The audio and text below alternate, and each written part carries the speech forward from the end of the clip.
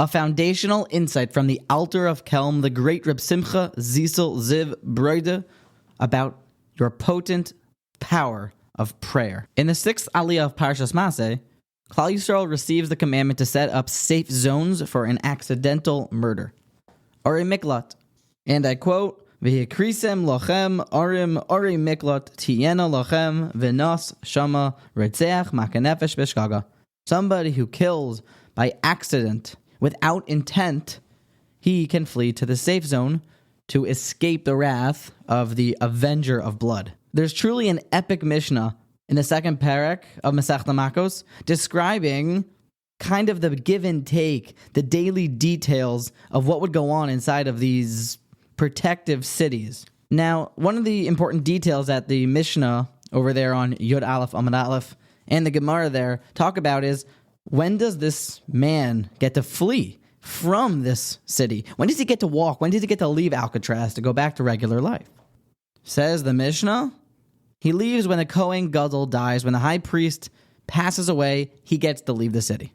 Now, the Mishnah over there describes that now an interesting dynamic broke out.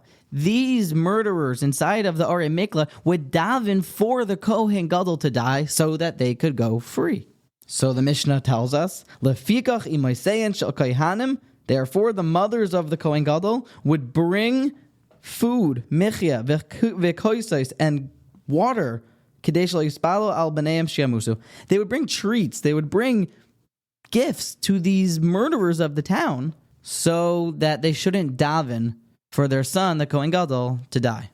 In a truly classic insight from the Alter of Kelm, he starts with 2 penetrating questions. Number 1, Reb Shimon ben Lakish, just a page before in the Gemara, tells us that the people that ended up in the Orei Miklat were no goodniks. They were people that had sins, and it's not by chance that they ended up murdering someone by accident, and then they ended up stuck in this prison, so to speak. They had it coming because of previous sins. They were somewhat wicked. And now you mean to tell me that Hashem should listen to these Rishoim's tefillos to murder his Kohen Gadol? That's what made the mothers nervous? That Hashem should listen to the Rishoim's tefillos to be able to murder her son, the Kohen Gadol? So she brought them cookies? Secondly, what did the cookies do? If someone's in a terrible situation, in solitary confinement, they don't see the light of day. They're stuck in jail. Oh, but they got great lunch here in jail. You should check it out. What do the cookies do? Will that really prevent these Rishoim from davening? Says the Alter of Kelm, here we witness the true power of prayer. We witness before our eyes the power of your tefillah.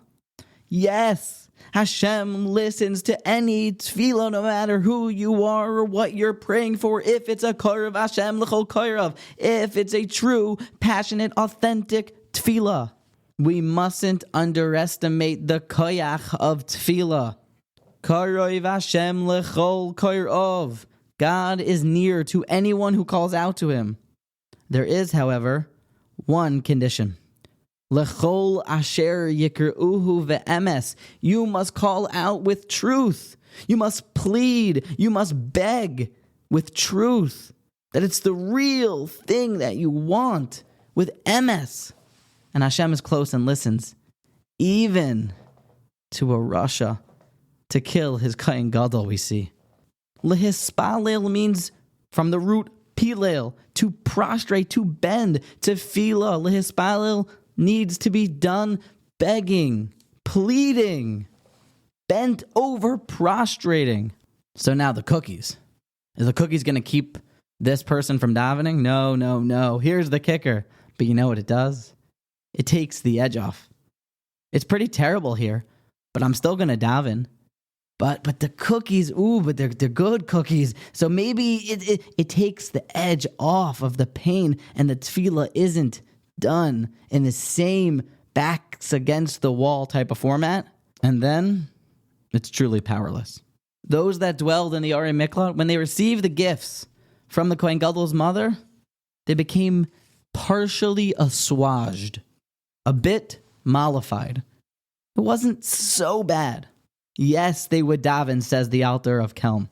However, if it wasn't done with the chol asher yikru'uhu ve'emes, prostrating, begging, then it's lost all of its power. Don't ask your friends for help. Don't ask your family for help. I mean, I guess you technically could, but they still need to go to Hashem for help. Al tiftechu b'nedivim b'ven adam she'ein lo teshua. Eventually, you're going to have to go to HaKadosh Baruch Hu. Our tefillah is so powerful.